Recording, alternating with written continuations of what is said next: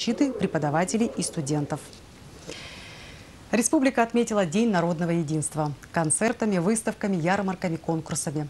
В столице республики проявили себя и политические силы. Либерал-демократы, так называемая несистемная оппозиция.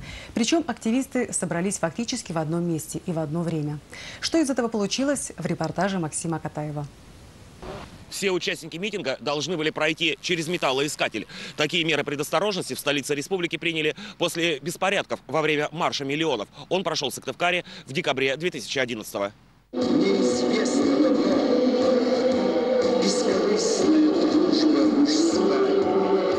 Митинг либерал-демократов открыл шлягер 60-х в исполнении Владимира Жириновского. На Театральной площади собрались порядка 100 соколов. Примерно столько же народу было на противоположной стороне коммунистической возле пединститута. Здесь проходила акция «Рубежа Севера», партии «Другая Россия» и еще 4 запрещенных организаций.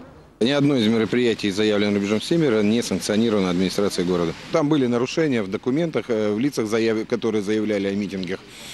Поэтому принято решение не санкционировать. Рубежисты тут же обвинили мэрию в избирательном подходе к акциям. Лидер движения Алексей Коллегов и его соратники решили присоединиться к митингу либерал-демократов, но под своими флагами. Бывает ситуация, когда, допустим, у вас есть машина, у меня, допустим, машины нету. Да? Я вот взял, там, допустим, попросил, подвезите меня. Да? Им всегда дают разрешение.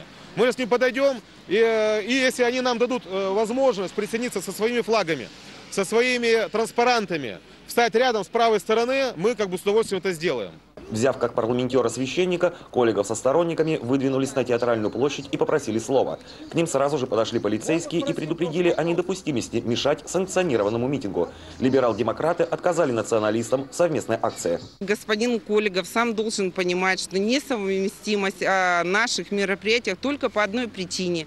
Продолжение нескольких избирательных кампаний, в частности, избирательная кампания марта 2011 года, избирательная кампания марта 2012 года и очень хорошо избирательная кампания октября 2012 года показала вообще о несовместимости наших каких-либо вообще совместных действий, только потому, что нельзя идти против своего народа. А господин Коллегов занимается только тем, это мое личное мнение, что он подбивает молодежь на какие-то, видимо, действия, направленные вообще противоправные. Вернувшись к соратникам, Алексей Коллегов назвал соколов фашистами и высказал предположение, что на митинг ЛДПР людей заманили деньгами и водкой. Собственную акцию националисты нарекли собранием. На него разрешения властей не нужно. Под занавес рубежистов благословил священник Русской Православной Церкви Зарубежья.